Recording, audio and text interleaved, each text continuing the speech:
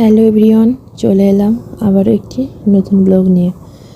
আজকে শুক্রবার, ঘুম থেকে উঠতে অনেকটা লেট হয়ে গেছে। তো সকালের হালকা নাস্তা সেরে চলে গেলাম রান্নাঘরে। তো রান্নাঘরে এখানে আজকে রান্না করব আলু ভাজি, পটল ভাজি, টমেটোর টক আর খাসির মাংস। কড়াইয়ে দিয়ে দিলাম পটলগুলো দিয়ে হালকা লবণ আর হলুদ গুঁড়ো দিলাম।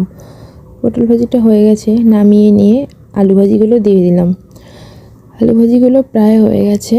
তো আলু ভাজিগুলো তুলে নিয়ে মাংসর যে আলু আর রসুনটা ওটা হালকা ভেজে নেব। আলু আর রসুনটা ভাজা হয়ে গেছে। এবার কড়াইয়ে দিয়ে দেব কুচি করে রাখা পেঁয়াজটা লাল করে ভেজে নিতে হবে। তো আমি জানি না কে কীরকম প্রসেসে রান্না করে, আমি এভাবেই রান্না করি। অনেকে প্রসেস রান্না করে।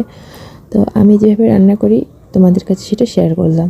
পেঁয়াজটাকে খুব বেশি লাল করে ভাজবো না। যখন দেখব যে হালকা লাল হয়ে এসেছে তখন ধুয়ে রাখা মাংসগুলো দিয়ে দেব।